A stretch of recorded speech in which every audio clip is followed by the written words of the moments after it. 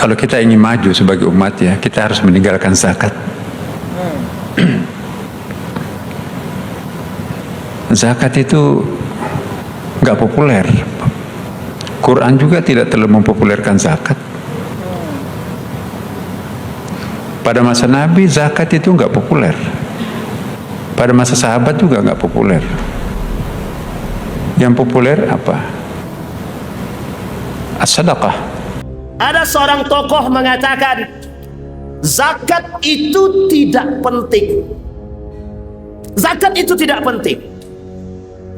Bahkan kalau kita mau maju, kita harus meninggalkan zakat. Belum pernah saya temukan dalam satu riwayat manapun, mulai dari baginda Nabi sampai terakhir Andalusia, sampai terakhir Turki Utsmani, tidak ada satupun tokoh-tokoh Islam ketika itu yang mengatakan meninggalkan zakat. Tidak ada. Lebih deh. Saja.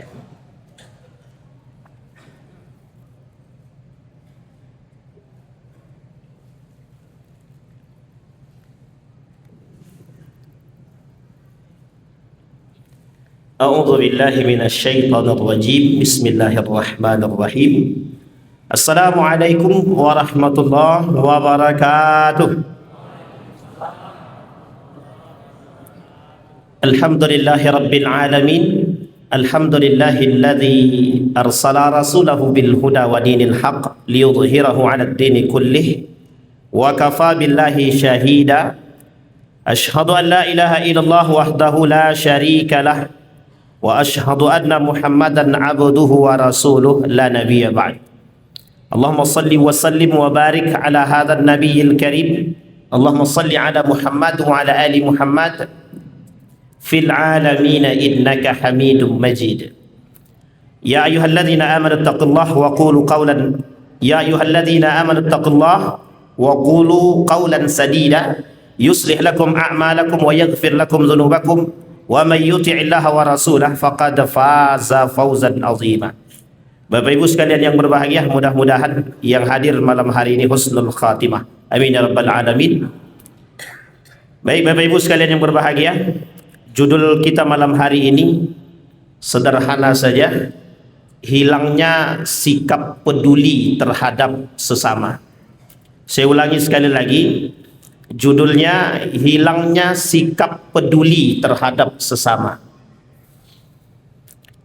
Bermula dari cerita seorang profesor, associate profesor, Dr. Adyan Husaini, yang mau mengecek tulisan beliau boleh dicek di beberapa tulisan juga ada artikel beliau.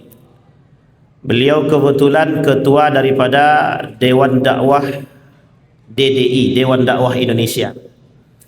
Dr. Adyan Husaini mengatakan dalam tulisan artikelnya itu hilangnya simpati atau sikap tidak peduli terhadap sesama. Apa alasan? Alasan ini adalah dikembalikan kepada umat muslim secara utuh atau secara menyeluruh. Nabi pernah mengatakan dalam satu riwayat, la yabqal Islam illa ismuh wa la yabqal Quran illa rasmuh. Itu yang pertama. Hadis yang kedua, Nabi berkata, bada'al Islam gharib wa sayaudu kama bada'al gharib. Fatuba lil ghuraba.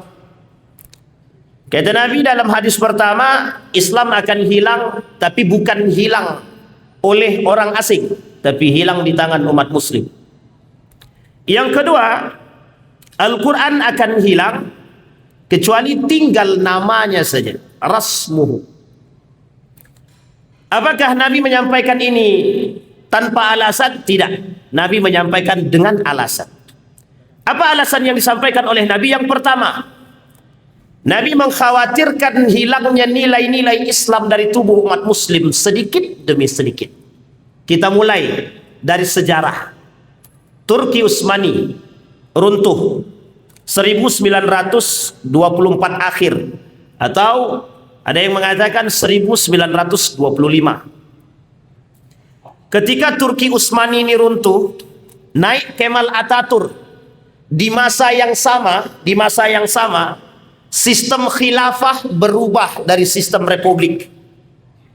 Dari Sultan Abdul Hamid atau sistem khilafah berubah menuju sistem republik. Pertanyaannya adalah siapa orangnya? Orangnya adalah Menteri Pertahanan Turki ketika itu. Namanya Kemal Atatürk. Kemal Atatürk di dalam diam bermain. Kata Kemal, aku punya komunikasi dengan berbagai macam negara di bidang militer. Dan aku paham strategi itu seperti apa. Dengan hasutan belakang yang begitu kuat dari beberapa negara, Prancis, Inggris, satu lagi Jerman. Perlu digarisbawahi, Amerika tidak masuk dalam catatan. Amerika baru menampakkan giginya pada Perang Dunia Kedua. Sebelum itu tidak ada nama Amerika. Jadi sampai hari ini, termasuk pemegang terkuat negara pemenang Perang Dunia Pertama, Inggris. Jadi Inggris itu tidak bisa dilawan, karena memang pada saat itu Inggris menguasai dan Amerika tidak ada. Orang cuma kenal dengan Amerika Latin, tapi tak kenal dengan Amerika itu apa. Baik, kembali kepada poinnya. Kemal Atatürk naik. Kata Kemal Atatürk, melalui hasutan-hasutan yang membiayai dan mendanai. Satu, hilangkan agama. Tidak boleh ada bahasa Arab. Azan harus pakai bahasa Turki. Mengaji tidak boleh di tempat terbuka. Tidak ada toa, tidak boleh ada yang mendengar. Kalau ingin mengaji, mempelajari agama, boleh di tempat-tempat tersembunyi yang tidak boleh bercampur atau didengar orang. Semenjak saat itu, nilai agama mulai hilang di tanah Turki yang dulu dikenal dengan Konstantinopel. Kelak akan bangkit kembali, Konstantinopel itu akan bangkit dalam waktu yang dekat, insya Allah. Kembali kepada poin tadi, ketika Turki Utsmani ini runtuh, hilang, seiring hilangnya Turki Utsmani, hilang juga nilai-nilai agama. Masuklah istilah sekulerisasi, masuklah istilah sekulerisme, memisahkan agama dengan kehidupan, terutama dalam aturan pemerintahan. Kalau bahasa lainnya politik lah. Oleh Kemal Atatürk mendengar hasutan, dulu ada namanya Gerakan Pemuda Turki, Tuk-Yong Movement. Ada gerakan pemuda Turki yang pada akhirnya ikut melengsarkan Sultan Abdul Hamid yang terakhir. Jadi Bapak Ibu, pengkhianatan demi pengkhianatan pernah terjadi. Saya akan sampaikan dua pengkhianatan terjadi terhadap Turki Utsmani. Tapi mohon jangan ada yang suuzon. Dan mohon tidak ada yang berpikir negatif, karena ini sejarah. Di dalam sejarah pernah terjadi pengkhianatan terhadap Turki Utsmani. Yang pertama, Syarif Hussein. Seorang ketika itu ditugaskan menjadi gubernur Hijaz yang menaungi Mekah dan Madinah. Oleh Inggris ditawarkan, engkau mau jabatan, kekuasaan dan kerajaan? Kalau engkau mau bergabung bersama kami, kami siapkan persenjataan untuk memberontak kepada Turki Utsmani. Ini sejarah. Ingat Bapak Ibu, ini sejarah. Yang kedua, pernah terjadi pada masanya dalam sejarah. Mungkin Bapak Ibu yang sudah pernah dengar, silahkan, tidak ada masalah. Salah satu di antaranya, ada salah satu di antara kelompok muslim dagang, juga politikus, Ibnu Saud pada saat itu bekerja sama juga dengan Inggris dalam perjanjian mereka. Ada dua perjanjian. Pertama dengan Syarif Hussein, yang kedua dengan Ibnu Saud. Pertanyaannya adalah, mana yang akan diperkuat oleh Inggris untuk masuk dalam jajaran Inggris? Karena salah satu cara untuk menghancurkan Turki Utsmani harus dengan merusak umat muslimnya, orang dalamnya. Ini strategi yang dipakai Donald Trump sekarang.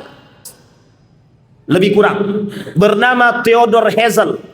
Ditolak mentah-mentah oleh Sultan Abdul Hamid II karena meminta sebidang tanah yang kelak ingin mereka dirikan.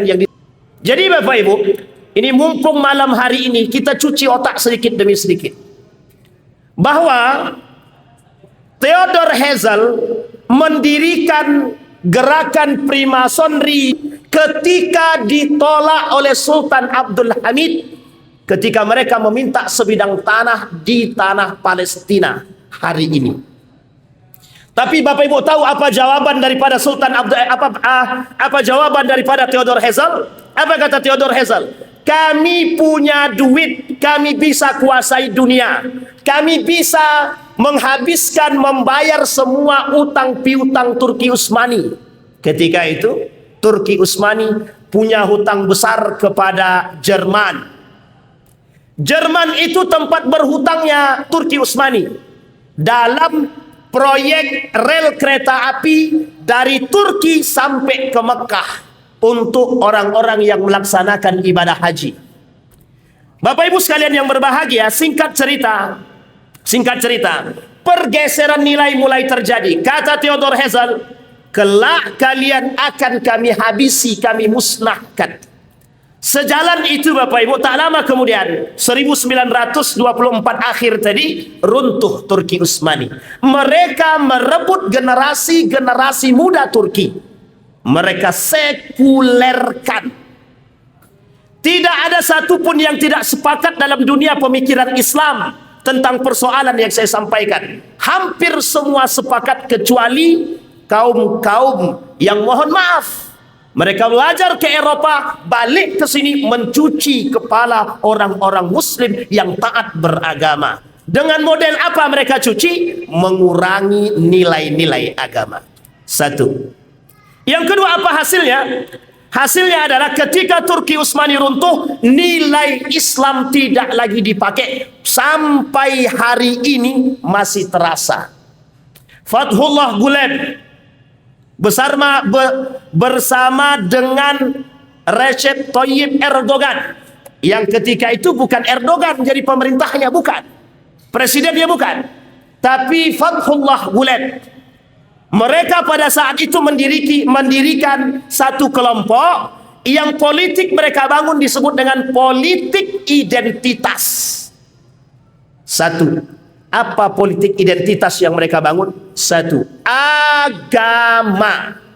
Yang kedua, budaya.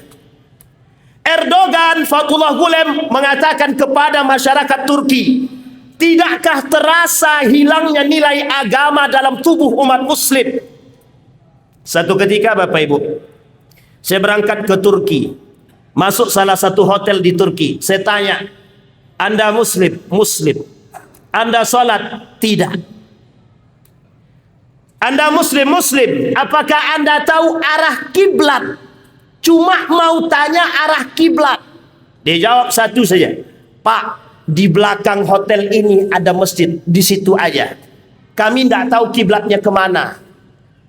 Saking terasanya sekuler yang dilakukan oleh Mustafa Kemal Atatürk dari 1924 sampai tahun 2022 saya berangkat ke Turki. Mereka masih menyimpan rasa kebarat-baratan, pemisahan agama antara diri mereka dengan pemerintahan mereka dan kehidupan mereka. Bahkan target kami Muslim, istrinya orang Indonesia. Anda tidak salat, saya bilang. Dia jawab, don't ask me about religion. Jangan tanya tentang agama. Dan jangan tanya tentang ketaatan saya. Mengapa menjadi sensitif bagi mereka? Sebegitu ramanya mereka dijajah oleh agama, oleh orang-orang Yahudi untuk menghilangkan penjajahan agama. Indonesia termasuk negara yang menjadi salah satu tujuan sekulerisme, pluralisme, liberalisme, memisahkan agama daripada kehidupan umat Muslim di Indonesia. Kita ambil contoh. Baru-baru ini ada seorang tokoh mengatakan zakat itu tidak penting. Zakat itu tidak penting. Bahkan kalau kita mau maju, kita harus meninggalkan zakat. Belum pernah saya temukan dalam satu riwayat manapun, mulai dari baginda Nabi sampai terakhir Andalusia, sampai terakhir Turki Utsmani, tidak ada satupun tokoh-tokoh Islam ketika itu yang mengatakan meninggalkan zakat. Tidak ada. Pertanyaannya adalah apa alasannya? Ada beberapa kemungkinan. Kemungkinan pertama adalah pergeseran nilai-nilai agama. Orang-orang yang tidak memiliki keimanan menjadi problem besar atas pergeseran nilai agama pada diri dia sendiri. Dulu sempat terjadi ingin diadakannya penghilangan mata pelajaran agama, dijadikan ekstrakurikuler. Ini masalah. Ini yang disebut oleh Nabi, pelakunya umat muslim yang benci terhadap nilainya umat muslim. Yang disebut oleh Nabi hilangnya Islam di tangan umat muslim itu sendiri. Mengapa ini perlu kita sampaikan? Agar kita ini sadar, terbuka mata kita, betapa dunia ini kacau, betapa Yahudi serius menggeserkan nilai agama dari tubuh umat muslim sedikit demi sedikit. Pergeseran budaya, kita lihat umat muslim, terkhusus orang Riau pada masanya. Dahulu ketika kami kecil, pakaian wanita-wanita orang-orang Melayu adalah apa namanya itu, bukan belangko, pakaian Melayu wanita, gamis-gamis begitu, sebaju kurung. Sekarang tak ada yang pede, semua pakai celana jin, bangga menampakkan lekuk tubuh mereka. Bahkan Dr. Adian Husaini mengatakan di akhir zaman ini, kata beliau, salah satu pergeseran nilai khusus bagi perempuan, mereka bangga menampakkan keseksian tubuh mereka. Pertanyaannya adalah, apakah mereka tidak mengerti agama? Mengerti. Apakah mereka beriman dengan agama? Tidak. Karena orang yang beriman dengan agama, beriman dengan Allah, mustahil bagi mereka melecehkan agama mereka sendiri. Artinya kita hari ini berada di tengah umat-umat yang melakukan pelecehan-pelecehan terhadap agama. Hanya saja umat muslim hari ini tidak peduli terhadap keadaan tersebut. Semua diam, sunyi senyap, seolah-olah membisu dan mengaminkan perbuatan-perbuatan kerusakan-kerusakan yang mereka lakukan. Bahkan pelakunya adalah tokoh-tokoh agama, tokoh-tokoh masyarakat yang memang mereka memiliki kemampuan untuk merubah sistem tersebut. Hadirin sekalian yang berbahagia, kesimpulan dari apa yang saya sampaikan, ketika umat muslim acuh atau tidak peduli dengan kerusakan dan keruntuhan moral dan agama, menjadi sebab akan datangnya azab dan kecelakaan bagi umat muslim itu sendiri. Sekalipun yang sholat, sekalipun yang berada di dalam masjid, rajin sholatnya, rajin tahajudnya, tapi kalau mereka tidak simpati dengan keadaan seperti ini, tak ada istilah kebaikan bagi kita semua. Allah tetap akan menghancurkan.